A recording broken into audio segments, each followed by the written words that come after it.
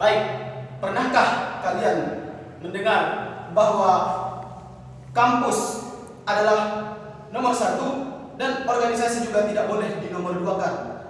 Kata-kata itu sering kita dengar dalam kehidupan mahasiswa yang aktif dalam berorganisasi. Pada kesempatan kali ini, saya akan mendatangkan seorang narasumber mahasiswa yang masih duduk di semester 5, di mana mahasiswa ini memiliki banyak sekali organisasi, baik eksternal ataupun internal, yang dia jalankan dalam menempuh pendidikannya di salah satu kampus di Mandailing Natal. Adapun organisasi yang pernah dia ikutin, yang pertama, dia mengikuti organisasi Pergerakan Mahasiswa Islam Indonesia Kabupaten Mandailing Natal. Tidak cukup hanya sampai di situ, dia juga aktif di organisasi Ikatan Pelajar Nahdlatul Ulama Kabupaten Mandailing Natal. Dan tidak cukup sampai di situ, di tahun 2019 kemarin dia juga mengikuti pelatihan organisasi Ansor Mandailing Natal sekaligus Banser Mandailing Natal. Dan selain organisasi yang saya sebutkan tadi, narasumber saya ini juga aktif di organisasi internal kampus seperti unit kegiatan kampus pramuka, seperti yang baru-baru ini dia terpilih sebagai ketua Himpunan Mahasiswa Jurusan Pendidikan Agama Islam. Tidak cukup sampai di situ, dia juga aktif di organisasi atau komunitas-komunitas di luar akademik, komunitas sepeda motor Bikers Madinah atau yang disingkat dengan HBC Madinah. Ya, seperti apa cerita lebih seru yang akan disampaikan oleh narasumber saya ini? Ada beberapa hal yang perlu saya tanyakan terkait dengan pengalaman-pengalaman dia di dunia kampus dan di dunia organisasi, dan apa saja yang pernah dia alami selama berkecimpung di dunia organisasi. Langsung saja kita panggilkan dengan saya Hoirul Ihsan dalam podcast Pakai Otak, Oi Alimuddin Malayu. Oke, ada tiga bagusnya sih. Ya, apa kabar bro? Ya, alhamdulillah. Alhamdulillah sehat selalu ya. Alhamdulillah. Enaknya kita duduk atau berdiri aja? Mana baiknya? Saya rasa berdiri aja karena kemarin Yap. duduk lebih enak itu berdiri. Oke. Oke, teman-teman podcast Pakai Otak yang lagi di rumah, telah hadir bersama saya sahabat saya Oi Alimuddin Malayu. Seperti yang saya ceritakan kembali, sahabat saya ini merupakan seorang mahasiswa yang begitu banyak organisasinya di dalam dan di luar kampus. Sebelumnya, hai selamat sore. Hai. Senang sekali bisa bertemu Anda langsung di podcast Pakai Otak saya, karena ya tidak selamanya, maksud saya tidak semua orang bisa hadir di sini. Anda termasuk orang yang beruntung. Berarti orang pilihan ini ya. Hanya orang-orang yang berbakat yang bisa hadir di podcast ini untuk menceritakan kehidupannya sebagai inspirasi bagi orang lain. Nah, bagi teman-teman podcast Pakai Otak, sedikit saya berikan bocoran bahwa Oi Alimuddin Malayu ini merupakan seorang pemuda yang sangat aktif, banyak kegiatannya. Sebelumnya kita persilahkan kepada sahabat untuk menjelaskan siapa sih diri Anda. Oke. Baik, sebelumnya saya ucapkan terima kasih kepada podcast Pakai Otak ya, yang telah memberikan kesempatan saya yang dibandingkan tadi hanya orang pilihan yang bisa hadir di sini ya. Jadi saya Oi Alimuddin Malayu, bisa dipanggil Oi, umur 21 tahun. Sekarang berkegiatan menjadi mahasiswa di Sekolah Tinggi Agama Islam Negeri Mandailing Natal. Wow, jurusan Pendidikan Agama Islam. Jurusan Pendidikan Agama Islam. Baik, sahabat saya Oi Alimuddin Malayu, siapkah Anda untuk saya podcast? Siap. Baik, ketika Anda mengatakan siap, berarti Anda siap untuk menjawab pertanyaan saya. 5 pertanyaan yang harus Anda jawab secara spontan tanpa diubah-ubah, yang eksklusif. No edit. Oke, banyak kali yang bisa ditawar ini gimana? Tidak bisa. 5 no edit. Yang pertama, baik. Apakah benar Anda seorang mahasiswa yang memiliki banyak sekali organisasi di dalam dan di luar kampus, begitu juga dengan komunitas Anda? Apakah dengan itu semua Anda merasa kewalahan dalam menjalankan pendidikan di Stadion Madinah?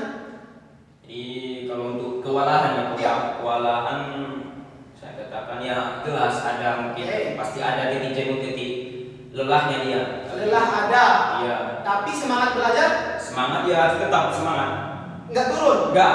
Oke, nah menurut Anda apakah benar gara-gara kita aktif di organisasi justru akan melemahkan akademik kita di kampus? Tidak. Kenapa? Kenapa Anda mengatakan seperti itu? Karena sebenarnya kegiatan kita di luar ataupun di dalam kampus itulah sebenarnya menjadi jembatan kita ataupun menjadi wadah kita untuk mendapatkan yang memang yang menjadi bakat dan minat kita nanti. Dan justru berarti menurut Anda dengan kita aktif di organisasi, justru ilmu yang tidak kita dapatkan di kampus bisa didapatkan di situ ya? Iya, betul.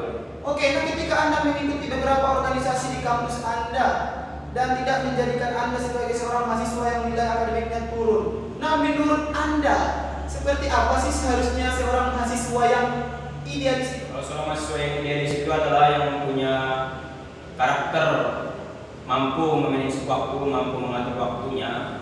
Oke, nah ketika Anda tadi mengatakan seperti itu, mampu memanage waktu, mampu mengatur waktu, ini menjadi alasan enggak? Ini ada gambar, saya lihat Anda baru saja terpilih sebagai ketua himpunan mahasiswa program studi pendidikan agama Islam. Yang Anda sebutkan tadi itu merupakan modal dasar ya untuk menjadi seorang ketua. Kenapa sih Anda bisa dipilih menjadi ketua HMPS? Iya, kalau mungkin alasannya kenapa ya, saya tidak tahu karena orang yang milih saya. Orang yang memilih kita gitu ya, Iya. kita nggak tahu alasan mereka apa. Iya. Nah menurut Anda, benarkah apa sih modal yang harus dimiliki seseorang biar orang lain itu ya memberikan amanahnya kepada kita untuk menjadi ketua? Mungkin dari skop kecil dulu, dari ruangan kita, di mana saya kemarin memang dari semester 1 sampai semester 5 diamanahkan sebagai komisaris mahasiswa. Di kelas Anda ada seorang komisaris mahasiswa. Iya. Itu modal skop kecil. Iya. Sehingga ya itu cukup nggak sih menjadi modal kita menjadi dipilih orang sebagai ketua? Saya kira tidak Oke. cukup karena kita pun harus punya sosial yang tinggi juga, punya kegiatan-kegiatan. Berarti tips yang pertama tadi memiliki jiwa kepemimpinan, kedua bersosial, ketiga kira-kira apa lagi tipsnya? Tips yang ketiga, Iya. Ramah ya Ben, harus Iya. ramah dong. Ramah apa lagi? Sombong. jangan. Jadi menurut Anda seperti apa sih perasaan Anda sekarang ketika diamanahkan menjadi seorang ketua HMPS program studi PAI? Ya mungkin ini sebagai amanah baru dan ini sebagai ujian juga kepada saya. Oke. Dan mudah-mudahan nanti melalui organisasi-organisasi yang ada yang saya pegang juga mampu saya mengembannya, mampu dapat terjalan satu persatu. Oke. Memang sudah masanya seperti itu kan. Karena menurut Anda mungkin ya sudah masanya Anda menerima hal berat seperti itu Iya. ya.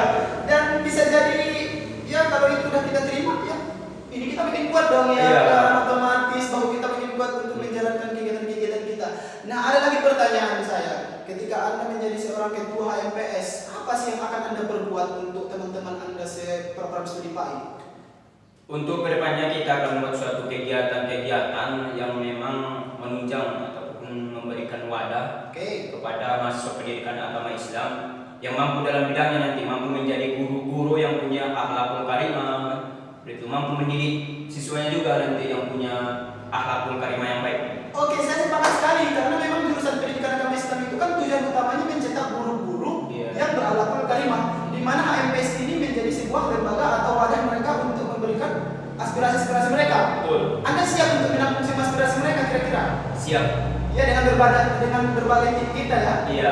Oke, kerjasama tim yang luar biasa. Karena kita juga punya struktur kepengurusan yang bekerja sama dengan usulan atau musyawarah nanti kita akan menampung. Nah, di sini juga saya mendapatkan kabar bahwa kamu juga aktif di organisasi UKK Pramuka Kampus. Iya. Nah, menurut Anda, seperti apa sih pramuka yang Anda jalankan di kampus itu? Kan banyak organisasi internal lain selain itu. Kenapa Anda menjatuhkan pilihan di pramuka? Karena pramuka itu sendiri memang sudah tertanam dalam jiwa saya dari sejak SMP. Berarti udah mendarah daging. Iya, Oke. sejak itu. Nah, kalau memang Anda sudah menjalankan itu dari SMP, nggak bosan gitu? Kuliah pun masih pramuka gitu, nggak ada bosannya ya? Nggak bosan. Nah, apa sih yang menjadi daya tarik tersendiri dari sebuah organisasi pramuka dibanding unit kegiatan yang lainnya? Ada lagi kan unit kegiatan yang lain seperti musik, seni, segala macam. Apa sih yang menjadi daya tarik pramuka itu sendiri? Kalau yang saya jalani selama ini adalah melalui kegiatan-kegiatannya, dari kegiatan perkemahan dan kegiatan hiking, pecinta alam seperti itu kan. Jadi itu mencetak kita bagaimana untuk mengajarkan kita menjadi seorang yang mandiri. Di pramuka kita dapatkan itu. Iya. Oke, saya tunjukkan video. Sedang apa kalian ini di salah satu hutan ini? Ngapain kalian ini jalan-jalan? Ini sebenarnya kegiatan, kegiatan konservasi alam. Kemarin yang diadakan oleh Desa Konservasi Madinah, ada juga Explore of Life dan Mapala Stay Madinah. Seru sekali berarti itu bisa melihat berapa aneka ragam hayati, tumbuhan-tumbuhan langka. Dan juga tadi saya lihat di video ini ada sebuah danau yang sangat jernih sekali. Ini kalian temukan di desa mana? Ini ada di Sopotinja ya. Di Sopotinja. Nah, saya kan nggak ikut pramuka, akhirnya ya saya nggak punya kesempatan untuk melihat itu. Iya. Nah, menurut anda, pramuka itu seperti apa sih? Nanti kan ada bentar lagi mahasiswa baru, mereka itu pengen masuk ke pramuka kalian itu, apa yang akan kalian tawarkan kepada mahasiswa baru? Jadi memang perlu kita pahami bahwa pramuka itu sendiri adalah organisasi non formal ataupun organisasi pendidikan non formal yang mencetak orang-orang punya karakter baik ya. Mampu punya jati diri yang baik sekali. Oke, berkarakter gitu ya. Dan hanya di pramuka mungkin bisa kita dapatkan. Iya, betul. Seperti itu. Baik, untuk teman-teman mahasiswa nanti yang mau bergabung di pramuka bisa menjumpai sahabat OI Alinuddin Malayu. Baik, terlepas dari itu kita masuk ke organisasi Anda yang di eksternal. Kami juga aktif di berbagai organisasi eksternal ya, seperti PMI, IPNU, Ansor, Banser dan berbagai macam organisasi lainnya. Jika benar Anda ini aktif di organisasi, saya mau menantang Anda menyanyikan lagu Mars IPNU. Saya pilih IPNU. 2 menit aja ya. 2 baris. 2 baris. 2 menit habis kan. Wahai pelajar Indonesia, siapkanlah barisanmu, bertekad bulat bersatu di bawah kibaran panji IPNU. Iya, luar biasa sekali ya. Saya lihat sih dari matangnya berorganisasi sudah terlihat ya dengan menghafalkan lirik lagu Mars itu. Oke, nah menurut Anda, kan Anda tak aktif nih di dalam kampus, kenapa sih harus berorganisasi di luar lagi? Nggak cukup rupanya di dalam saja? Bukan tidak cukup, karena memang itulah yang menjadi pokok utama kita di dalam organisasi. Nah, untuk apa sih berorganisasi di luar kampus? Ya, untuk mendapatkan channel ataupun Relasi. Ya, relasi yang lebih besar lagi. Sehingga karena memang di kampus kan nanti tidak selamanya kita di kampus. Iya. Nanti kita akhirnya akan ke masyarakat juga. Sehingga organisasi eksternal itu juga dibutuhkan ya. Betul. Oke, nah menurut Anda sepakat nggak sih sama mahasiswa yang takut berorganisasi di luar? Aku nggak mau lah berorganisasi di luar, nanti nggak sempat lagi aku nanti kuliah. Menurut Anda seperti apa sih itu? Tidak sepakat saya. Nah, kenapa?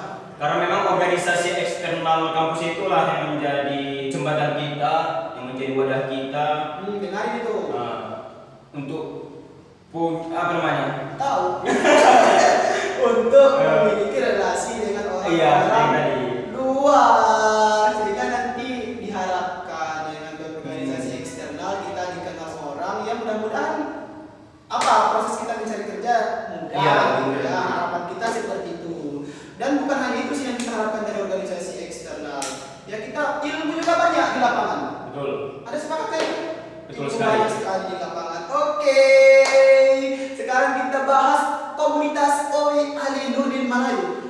Teman-teman podcast, sahabat OI Alinuddin Malayu ini juga aktif di sebuah komunitas yang non akademik, tetapi dia itu lebih bersifat kepada sosial, lebih bersifat kepada persahabatan kekeluargaan. Dia aktif di komunitas motor Bikers HBC Madinah. Kita tanyakan satu pertanyaan dulu kepada sahabat kita ini. Anda aktif di komunitas itu, apakah itu sebagai ajang Anda gagah-gagahan, bikin rusuh di jalanan, merusuh orang, mengganggu konsentrasi orang di kendaraan, suara knalpot Anda yang keras itu seperti itu enggak? Karena memang kita adalah komunitas yang legal, yang punya ADART. Kita memang diajarkan bagaimana menjadi seorang yang pelopor keselamatan berlalu lintas, tertib dalam berlalu lintas. Oke, jadi kalian itu bukan komunitas yang seperti itu ya, yang tanda kutip yang justru membuat balapan liar, mengganggu ketertiban, tapi justru kalian itu menjadi pelopor. Dibuktikan dengan adanya kerjasama dengan kepolisian. Wah, luar biasa sekali dengan komunitas Anda, saya jadi pengen ikut, tapi saya nggak punya beat. Nah, ada satu pertanyaan saya. Nah, selama Anda mengikuti komunitas itu, kemana saja sih Anda telah pergi? Oke ya.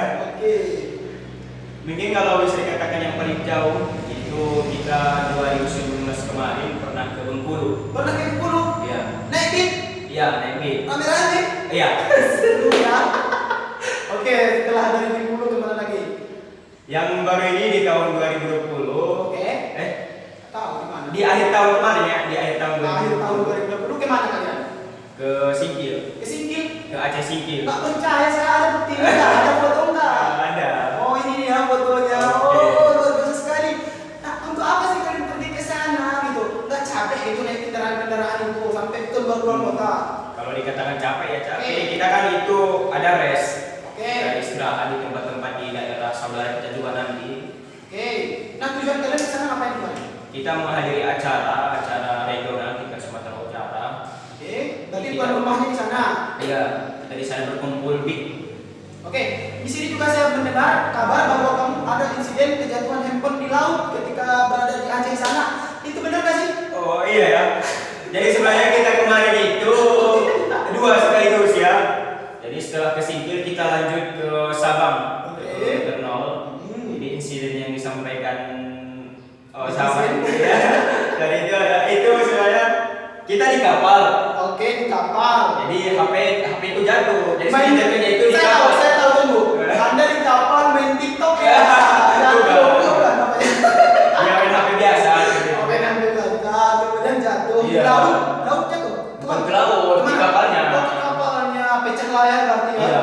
Aduh, tapi itu tidak menjadi sebuah pengalaman buruk ya. Itu hanya Iya. sebuah Ya, biasa gitu ya. Itu resiko yang harus kita hadapi. Itu resiko yang kita hadapi. Dan bukan hanya karena kita pergi ke sana juga jatuh kan bisa Iya. bisa jatuh ya. Iya, Bukan, Nah menurut Anda seperti apa sih pengalaman yang paling tidak bisa Anda lupakan ketika ada di komunitas motor itu?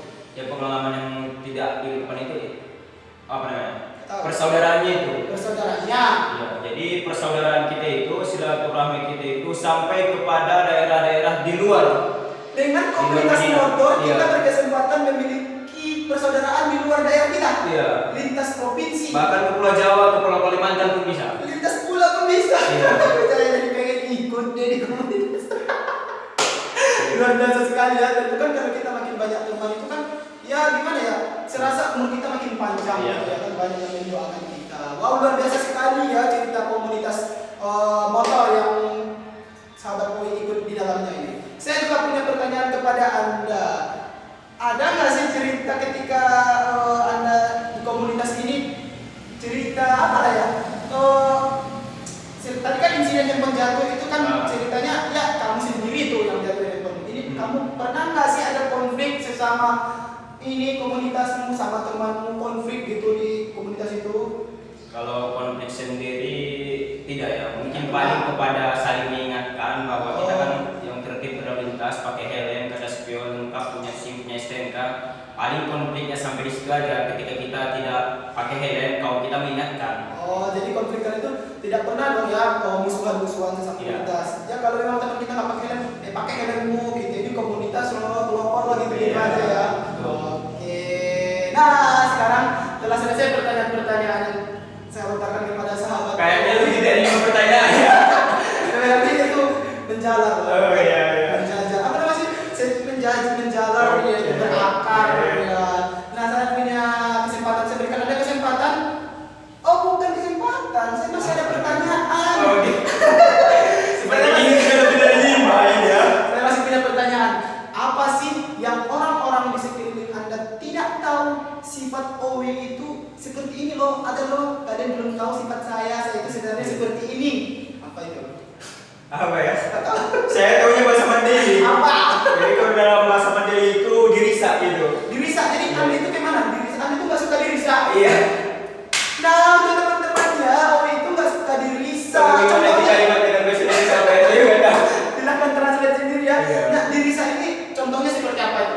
Misalnya ketika saya itu dalam keadaan ketika tidak apa namanya tidak dalam keadaan tidak baik gitu kan. Oh, nggak moodnya, Nggak mood nggak ya, mood. dalam keadaan tidak baik. Kemudian ada kawan kita yang merisa kita. Merisa. Contohnya seperti apa sih merisanya? Jadi melalui kata-kata juga ataupun melalui barang yang disembunyikan seperti itu. Oke, misalnya barangmu disembunyikan, handphonemu disembunyikan Ya. dengan maksud untuk ya lucu-lucuan gitu. Tapi Iya. kalau kita bad mood, memang marah kok ya. Betul. Nggak suka gitu ya. Jadi teman-teman itu jangan bikin ini, oi diri jangan sering merisa-risa oi.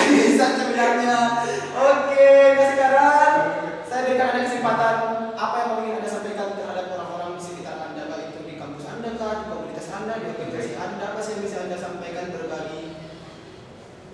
Baik untuk teman-teman semua smart people, bagaimana ya? Jadi untuk teman-teman semuanya, baik keluarga, teman, sahabat kan. Jadi di dalam hidup dan kehidupan itu pasti dalam menjalani aktivitas punya resiko. Jadi resiko itu hadir kepada kita untuk kita hadapi, bukan untuk kita hindari. Itulah sebagai motivasi untuk kita bahwa di dalam melakukan sesuatu itu pasti ada dia resikonya. Oke, saya sepakat. Berarti bukan apa tantangan yang ada itu bukan untuk kita hindari. Iya. Karena kalau kita hindari terus kapan selesainya Iya. gitu ya. Oke. Nah, satu kata kita ucapkan terakhir